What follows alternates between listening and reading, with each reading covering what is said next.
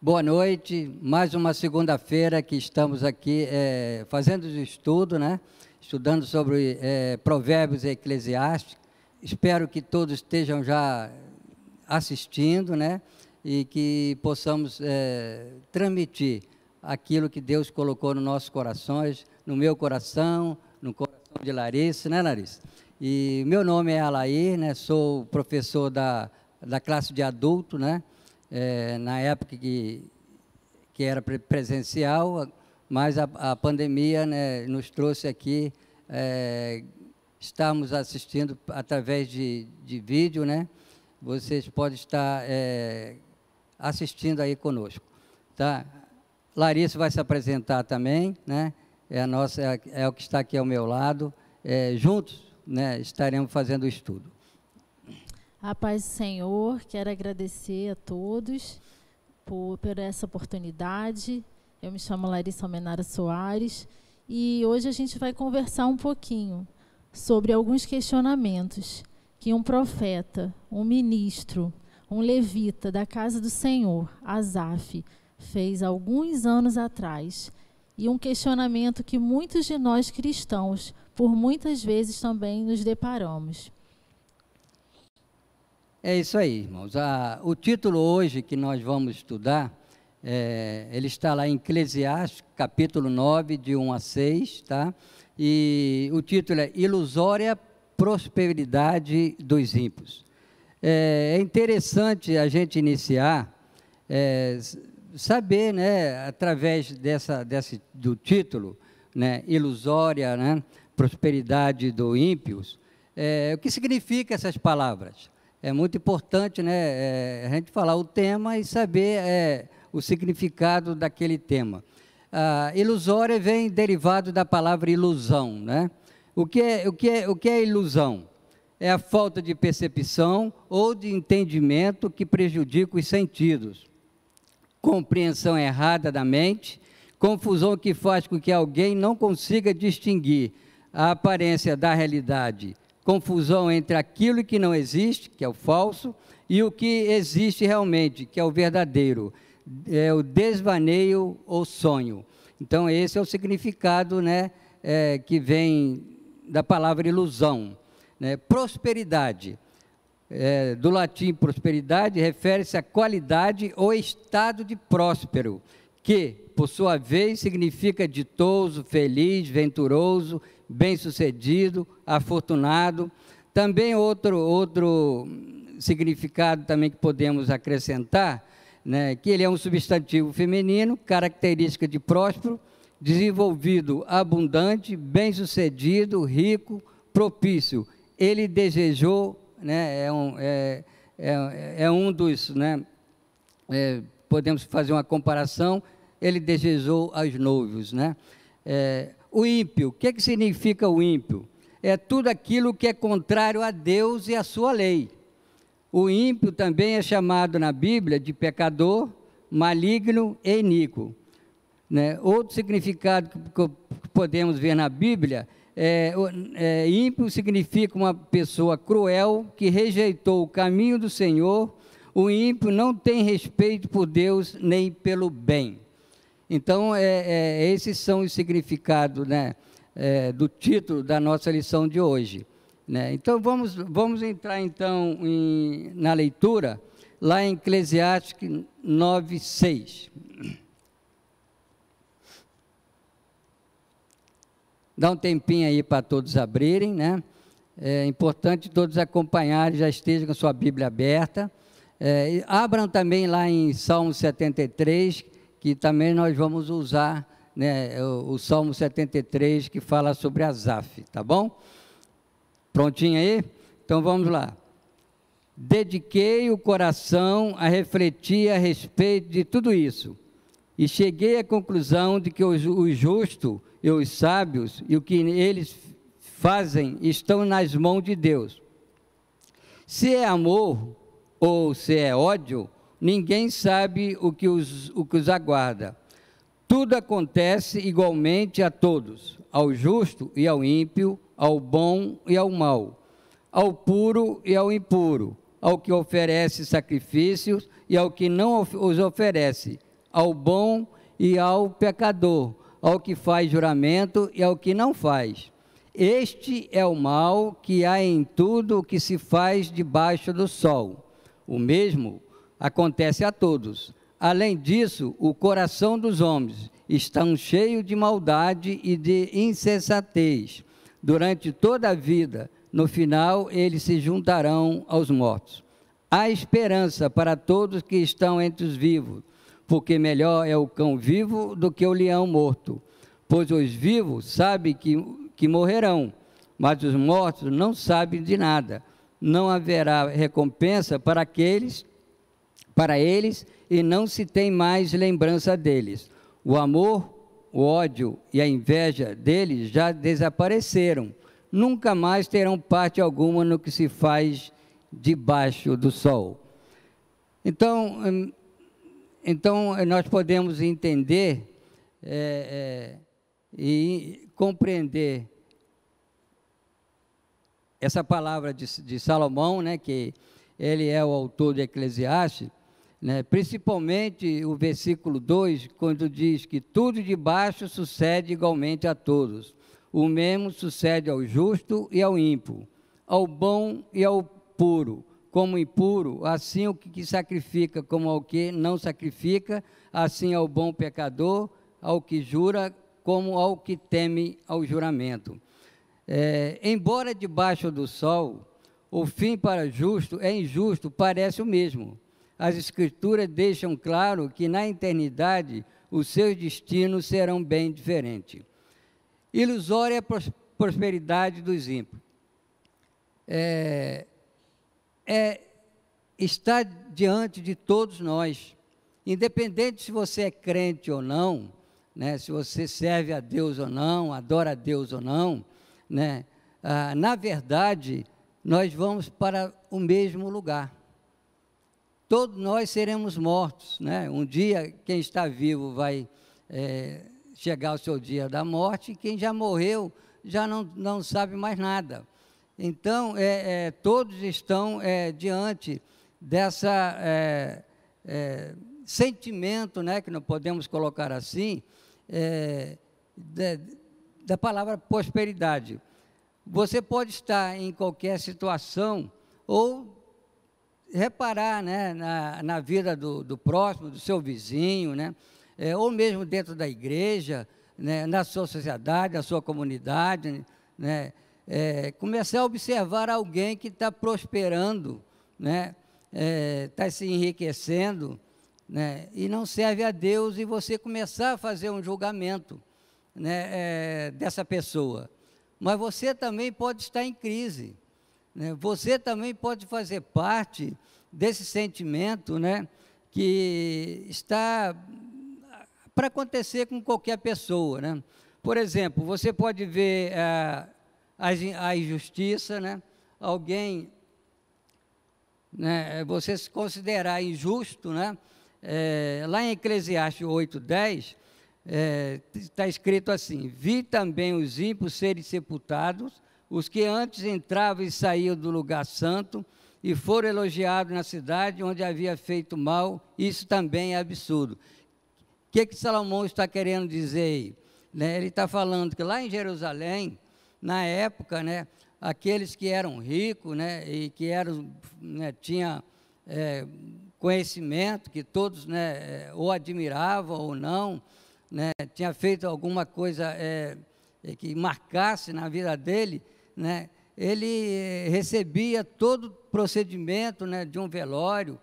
Pessoas entravam e saíam para ver pela última vez aquela pessoa, né, e isso era reparado, né, isso Salomão olhou e, bom, mas quando chegava uma pessoa pobre, né, que era adorador de Deus, que era servo do Senhor, né, ninguém ia lá, não tinha o mesmo tratamento.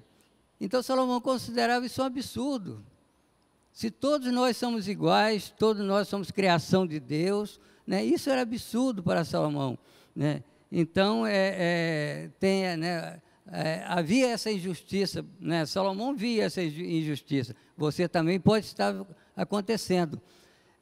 Vou citar um exemplo aqui fácil, né? Na nossa igreja nós temos um salão anexo, que quando uma pessoa é conhecida, é amada, né, e tem algum, né, significado na sua vida, né, seu status, né, o salão enche. Talvez pessoas até que nem conheçam, né, e quer ver realmente se é tudo aquilo que ouviu falar, elas vêm e assistem, né, o culto fúnebre. Mas quando uma pessoa, que às vezes nem é membro da igreja, né, que é anunciado, né, o seu falecimento, o pastor coloca lá no grupo da igreja, né, o nome da pessoa, né, a data que está, a hora que vai realizar o culto, né, e às vezes não aparece ninguém. Exatamente isso, né, que Salomão estava se referindo. A outra situação é a longevidade dos perversos, né? Às vezes nós queremos ver, né, e aquele está ficando velho, está rico, nem adora a Deus, está convivendo, né, está com saúde, né, mas aí tem, a Bíblia nos diz lá em Eclesiastes 15, que nesta minha vida absurda já vi de tudo. Há justo que morre apesar da sua justiça, e há o ímpio que tem vida longa apesar da sua maldade. Nós assistimos na aula, na lição 8, né, onde lá em Eclesiastes capítulo 3, né, fala sobre o tempo, né, e a Edra e o Lucas, né, desenvolveram muito bem, né, sobre o tempo, né, e nós cristãos sabemos que o tempo é de Deus. Deus é que controla o tempo. Se Ele dissesse para mim que dia eu ia morrer, na véspera eu ia ser o mais santo do que eu poderia ser, né? Então, né, às vezes nós olhamos também, né, sobre o tempo de vida que os perversos vivem. Mas é interessante que a gente entender que lá em Eclesiastes 9:3, né, ele fala o seguinte, que a morte é o fim para todos, é comum a todos. Esse é o mal que há em tudo que se faz debaixo do sol. O mesmo acontece com todos. Além disso, o coração dos homens está cheio de maldade e de insensatez durante toda a vida. Mas no final, eles se juntarão aos mortos. Então, todos nós vamos para o mesmo lugar aqui na terra. Mas aqueles que aceitam Jesus Cristo têm um outro destino, né? Que é o céu, que é a vida eterna na cidade santa em Jerusalém. O destino do justo. Aí você vai, né, entender, começa a abrir a sua visão espiritual, né, para o caminho de cada um. O caminho do justo, né, está lá em Apocalipse 6:9, que diz, quando ele abriu o 5º selo, vi debaixo do altar as almas dos que haviam sido mortos por causa da palavra de Deus e do testemunho que deram. João, lá em Apocalipse, quando Jesus, o Cordeiro de Deus, abriu o 5º selo, né, quem é que João viu? Aqueles que, por causa da palavra de Deus, né, que deram o seu testemunho, estava, né, já recebendo a coroa da vida e com a vida eterna. Então, aqueles, né, que adoram a Deus, né, que não tem a inveja, que não tem qualquer sentimento com o próximo, que não serve a Deus, ele começa a entender, né, que servir a Deus, que adorar a Deus é a maior prosperidade que uma vida possa alcançar, né? Então pense nisso, tá? E a imprevisibilidade da vida, né, que é o versículo 11 e 12, que diz, observei ainda e vi que debaixo do céu a corrida não é do ligeiro, a batalha não é dos fortes, o pão não é dos sábios, a riqueza não é dos prudentes, o favor não é dos inteligentes, mas todo depende do tempo do acaso. É a mesma situação, né, que nós falamos aí da longevidade, que o tempo é Deus que controla. todas as coisas são controladas por Deus, até a nossa vida, né? O nosso tempo de vida. Mas nós temos que ter um ideal. A nossa vida, ela tem que ter um objetivo, um ideal importante, principalmente na área espiritual da nossa vida. Lá em 2 Timóteo 4:7, né, e o 8 diz assim: combati o bom combate, terminei a carreira e guardei a fé. Desde agora, a coroa da justiça me está reservada, o qual o Senhor justo juiz me dará naquele dia, e não somente a mim, mas a todos que amarem a sua vida e servirem a Jesus Cristo. É a coroa da vida que eu falei, né? Então é nesse sentido, irmãos, que nós estamos já desenvolvendo, né, essa grande frase, né, que tem a lição 10 de hoje: ilusória prosperidade dos ímpios, né? Agora vamos fazer algumas perguntas, né, que você pode estar, já fez, ou pode estar fazendo, ou vai fazer, né? Por que os justos sofrem?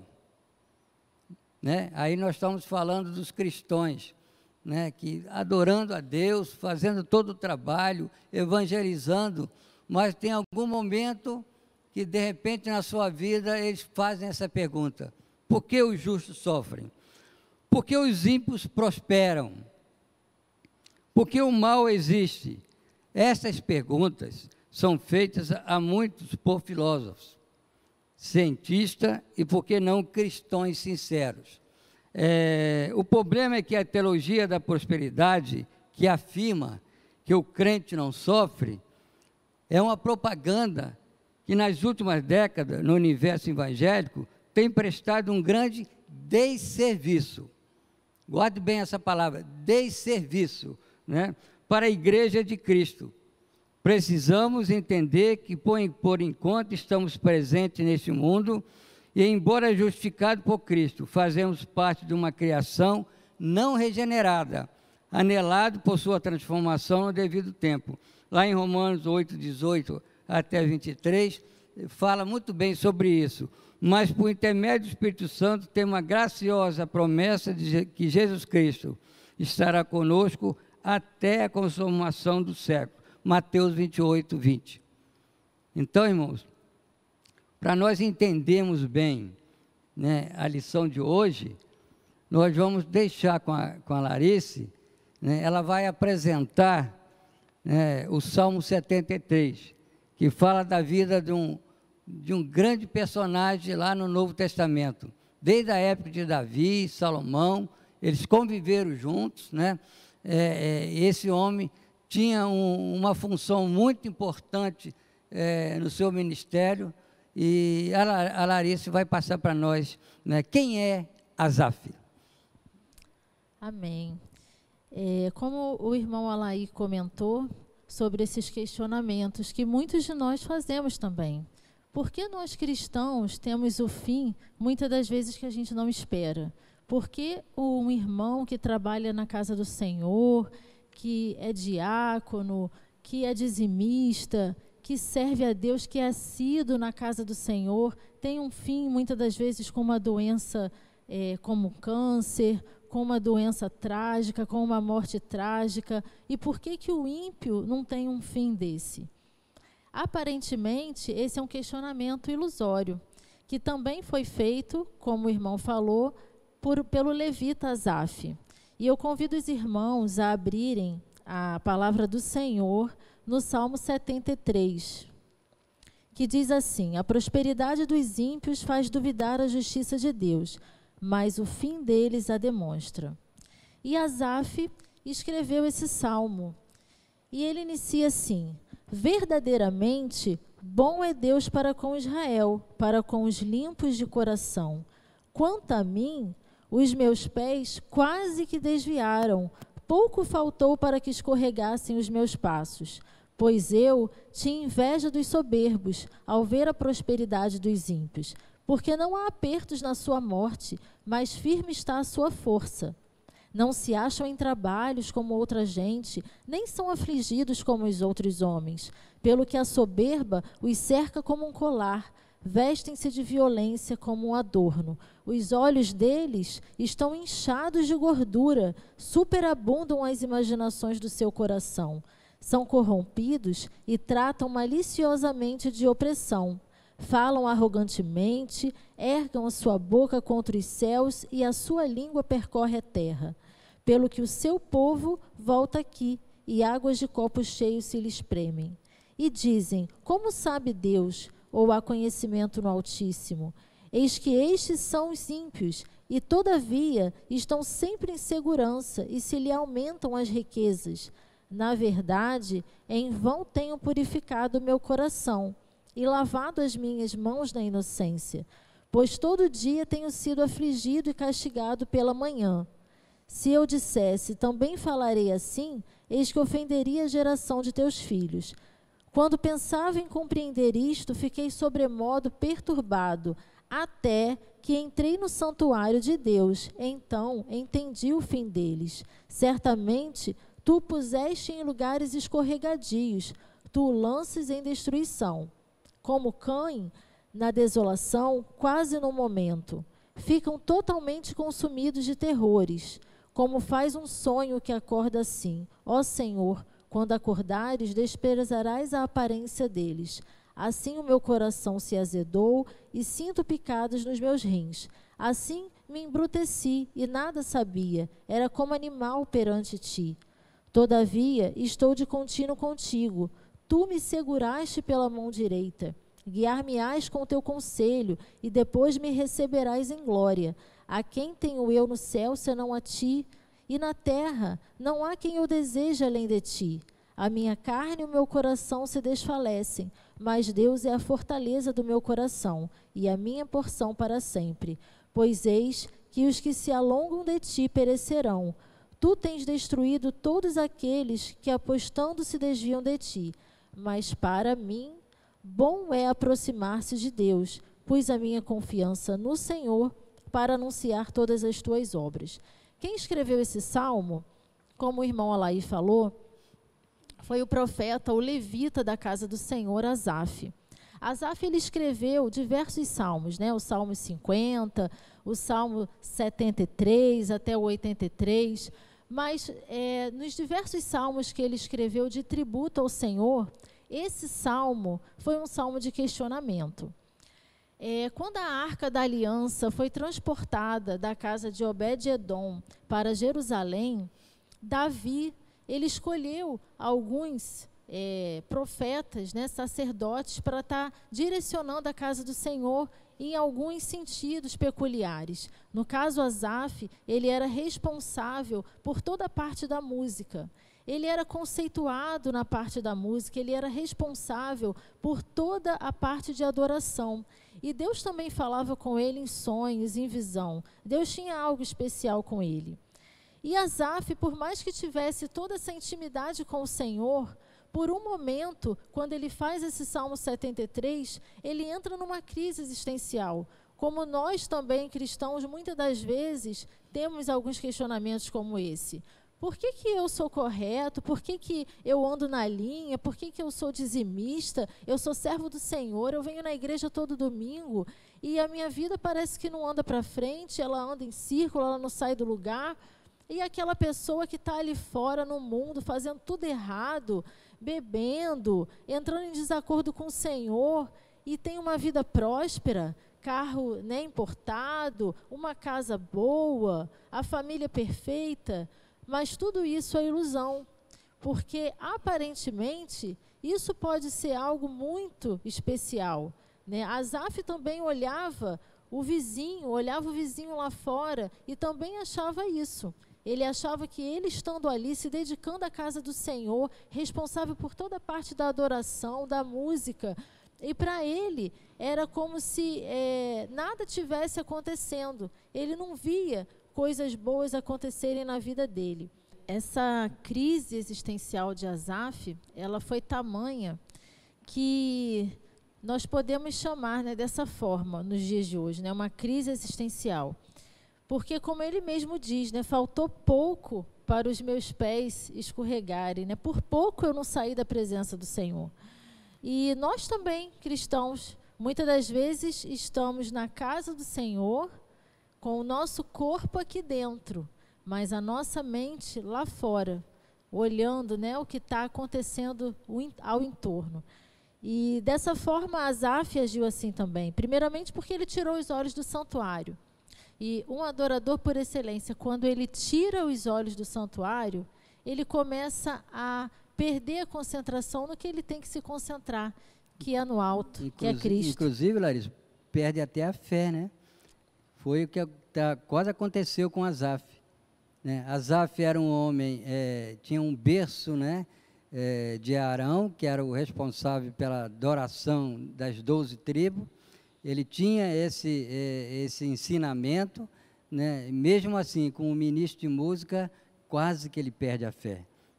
Mas, né, Deus estava trabalhando no coração, Deus estava no controle, sabia quem era Asaf.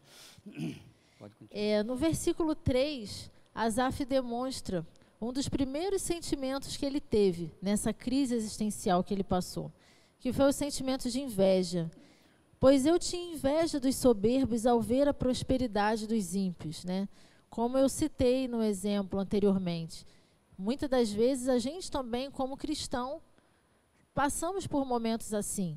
Por que eu, cristão correto, que sigo corretamente todos os preceitos do Senhor, e muitas das vezes vejo o ímpio lá fora prosperando e eu não? E indiretamente nós temos esse sentimento de inveja. Um outro sentimento que Asaf teve foi um sentimento de inutilidade. No versículo 13, quando ele fala assim: na verdade, que em vão tenho purificado meu coração e lavado as minhas mãos na inocência. Para Asaf, foi como se ele tivesse dito assim: peraí, eu estou na casa do Senhor, trabalhando, me dedicando, né, compondo salmos, sendo responsável por toda a parte da adoração, tudo que eu estou fazendo aqui não está valendo de nada. E por um momento, ele se encontrou numa situação dessa, quando ele desviou o olhar do santuário do Senhor. Ele também teve um sentimento que foi de ingratidão, no versículo 12, quando ele fala assim: eis que estes são ímpios, e todavia estão sempre em segurança, e se lhe aumentam as riquezas. E um sentimento de frustração, quando ele fala: quando pensava em compreender isto, fiquei sobremodo perturbado. A crise existencial que Asaf teve foi tão grande que trouxe à mente dele uma perturbação. Caramba, por que eu estou aqui me dedicando, estou fazendo tudo corretamente para o Senhor, me dedicando à casa do Senhor, trabalhando em vão, dia e noite, e eu não estou vendo lá fora os ímpios prosperarem? Para os ímpios nada faltam, até a saúde deles parece que só se prolongam. E ele até fala no versículo 6, pelo que a soberba os cerca como um colar. Nesse sentido, Asaf mostra que os ímpios, eles agem de uma tal forma, de uma tal arrogância, que a soberba lhes cerca como um colar. A arrogância deles é tão grande que os envolve como um colar, né? E todos esses questionamentos nós podemos trazer para os dias atuais, não é, irmão? Sim, independente de ser cristão, principalmente, né, o que nós mais ficamos assim perplexos é quando vemos um líder, né, um líder cristão, né, até um pastor, né, pode ser, né, que de repente usa aquela expressão popular, né, que chuta o balde, né, porque as coisas não estão acontecendo conforme talvez no pensamento humano, né, na ilusão, né, de ver, né, o seu trabalho ser próspero, né, e que às vezes não acontece, e às vezes esquece que o inimigo veio para roubar, né, destruir, né, todo o trabalho do Senhor, e é preciso às vezes, né, estar preparado, né, a estrutura espiritual é muito importante por isso. Porque às vezes nós pensamos que estamos fazendo até a vontade de Deus, mas de repente nós estamos fazendo pelo nosso pensamento, né? Pela nossa ilusão, né? De que estamos fazendo sempre. E é um alerta, né? Que essa lição nos traz, né? Porque às vezes nós somos professores, nós somos líderes, né? De alguma organização da igreja e não colocamos em primeiro lugar na mão de Deus. Conforme nós já falamos, tudo está no controle de Deus. Deus tem que ter ciência daquilo que nós estamos pensando na visão de Deus, né? Por isso que eu bato muito na tecla daquilo que nós temos como visão, né? De saber quem fala pelo Espírito, quem fala, né, pela carne, porque esse discernimento que nós temos que ter é muito importante para ter a visão de Deus, porque quando nós temos a visão de Deus, Deus vai mostrando, né, o caminho que devemos seguir. Então a prosperidade não é diferente, né? Tanto no trabalho cristão, como no trabalho secular, na sua profissão, na sua empresa, né? Você tem que ter cuidado com isso, porque se não colocar em primeiro lugar nas mãos de Deus, para que Deus mostre o caminho, você pode, né, um outro ditado que diz, cair do cavalo. Esse momento, irmão, onde a Arca da Aliança, ela foi transportada, né, da casa de Obed-edom para Jerusalém, foi um momento que trouxe muita glória, um momento que trouxe muita emoção. Geralmente, depois que a gente passa por uma situação de muita vitória, o inimigo, às vezes, ele age assim, trazendo sobre a nossa vida alguns questionamentos, né? Geralmente, quando a gente passa por uma glória muito grande, quando a gente recebe uma bênção muito grande, logo depois a gente entra num momento de fraqueza, num momento de tristeza, num momento de depressão, porque o inimigo, ele age também na nossa mente. E Asaf, ele foi encontrado nesse contexto. Porém, quando ele fala, até que entrei no santuário de Deus. E quando nós estamos no santuário do Senhor, Ele fala conosco. E no santuário do Altíssimo, Deus falou com Asaf, porque Deus falava com ele também em visões e sonhos. E Asaf, ele compreendeu isso de tal maneira que ele falou, a quem tenho eu no céu, senão a ti, e na terra, não há quem eu deseje além de ti. A minha carne e o meu coração se desfalecem, mas Deus é a fortaleza do meu coração. E quando ele reconhece que, apesar de tudo isso, né, que está acontecendo lá fora, no entorno dos ímpios, aparentemente prosperarem, quando ele reconhece, quando ele entra no santuário do Senhor, quando Deus fala com ele de tal maneira e mostra para ele qual é o fim dos ímpios, ele fala, mas para mim, bom é aproximar-me de Deus, pois a minha confiança no Senhor para anunciar as tuas obras. Por mais que lá fora a gente veja, né, tantas pessoas, tantos ímpios, tantas pessoas que não servem ao Senhor, terem aparentemente uma prosperidade, terem aparentemente bens, a gente não tem que olhar, né, lá fora, a gente não tem que olhar para o ímpio.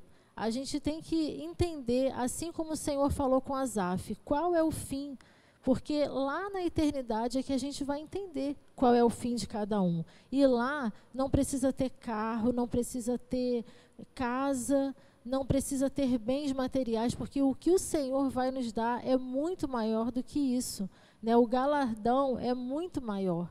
E é nisso que a gente precisa colocar a nossa fé. Eu estou lembrando aqui agora, lá em Lucas, do rico e do Lázaro, né? Conhecemos esse texto, né? Quando o pobre, né? O Lázaro, que era o pobre, né? E ficava na mesa do rico, né? Pegando as migalhas como um cachorrinho, né? Para se alimentar, né? Mas quando vem a morte dos dois, também do rico, que o rico chega lá e vê o tormento que ele estava, que olha para o outro lado, estava Abraão e Lázaro, e o que ele pede? Né? vai lá visitar meus 5 irmãos, porque isso aqui não é lugar para ninguém. Então, o ímpio, né, que nós falamos aqui, né, é aquele que não tem compromisso com Deus, que né, só quer pensar na riqueza, e quanto mais rico quer ser mais rico, né, pode estar na mesma situação desse rico lá da Bíblia, que fala em Lucas, né? E aí já não há mais tempo, irmão. Aí já a parede já está separada, o muro já está separado, né? E cada um teve o seu destino. Né? O pobre, né, que catava migalha, né, como um cachorrinho na mesa, na hora das refeições do rico, né, e o rico do lado de cá, na tormenta, no Hades do inferno. Pode Amém.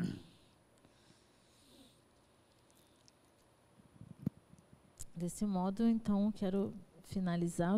O irmão tem alguma consideração? Bom, ainda nós vamos, já finalizando, né, ter aqui um momento, né, da gente fazer ainda um paradoxo da vida, né? Os justos sofrem injustiça, conforme já foi falado aqui, né, nós falamos, né? Com certeza, né? Porque qualquer sentimento, qualquer significado que possa acontecer na nossa vida, pode acontecer com aquele que serve a Deus ou não, né? Aquele que é cristão, aquele que é ímpio, né? Isso pode acontecer com qualquer um, porque nós estamos, Jesus disse que no mundo, né, nós estamos no mundo, né, de sofrimento, né, no mundo que jaz no maligno.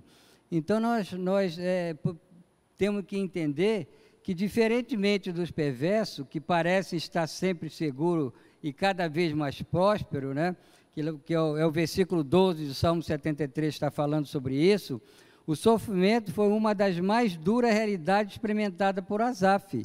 Né? No 14 também fala, de igual modo, Salomão lutou contra esse pessimismo ao contemplar o paradoxo da vida na hora da morte. Os perversos tinham uma cerimônia fúnebre digna de honra, mas os que fizeram bem e saíram do lugar santo foram esquecidos na cidade, lá em Jerusalém. Eclesiastes 8:10 que nós lemos, né? O outro ponto, o outro lado, os maus prosperam, né? Enquanto o justo padecia, Davi e Salomão constataram a prosperidade dos ímpios, né? Aqui aprendemos que a espiritualidade de uma pessoa não pode ser medida pelo que ela possui, e sim porque ela é. Ser próspero não significa ter, mas ser, né? A régua da eternidade nos medirá tomando como critério a fidelidade a Deus e não a prosperidade dos homens. A prosperidade bíblica vem como um resultado de um relacionamento sadio com Deus, né? No 17, Asaf reconhece isso, no 27 e no 28. E independente de alguém ter posse ou não, os ímpios têm posse, mas a verdadeira prosperidade só é possível quando encontramos com Cristo. Então está aí, né, um recado para você que é próspero, mas não serve a Deus, mas lembre-se disso, que a prosperidade verdadeira é aquela quando você faz o encontro com Cristo e aceita Ele como seu Salvador. É muito importante, né, essa realidade.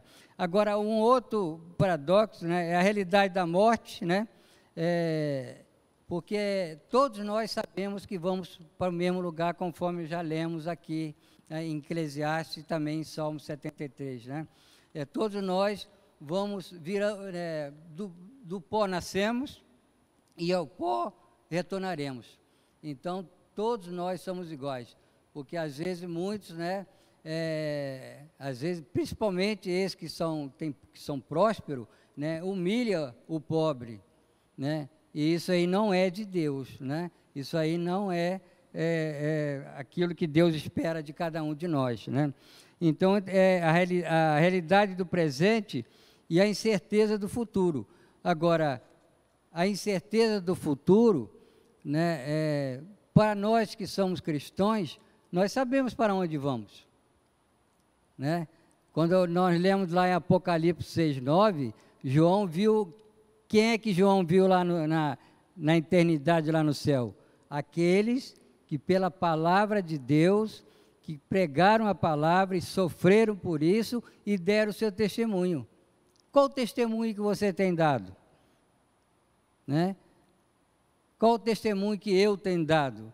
Né? Eu tenho, às vezes, um momento quando alguém me cumprimenta, aí quando vai tudo bem, eu falo, eu às vezes sempre respondo assim, melhor do que eu mereço. Às vezes eu mesmo, quando olho para mim, eu sinto que não mereço tanto as bênçãos que Deus tem me dado. Porque o que Deus espera de mim, eu não tenho feito às vezes. Porque Deus espera de cada um de nós, né, adoração, né, ser próspero em adoração, ser próspero em pregar a palavra, né, que Jesus Cristo é a única solução, é o Salvador da nossa vida, que Jesus Cristo nos dá a vida eterna. Ele morreu na cruz por nós, por isso, né, fez esse sacrifício por amor a cada um de nós. Ele nos amou primeiro. Então, Larissa, é esse paradoxo que a gente faz na vida, né? Porque aquele que tem certeza para onde vai e aquele que não tem certeza. E isso é importante cada um saber.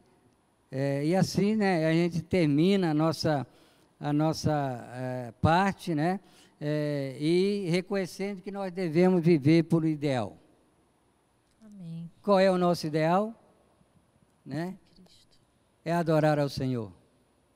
Aleluia. É o ideal de um dia, né, da promessa, né, que lá em Apocalipse Jesus faz, da coroa da vida. Amém.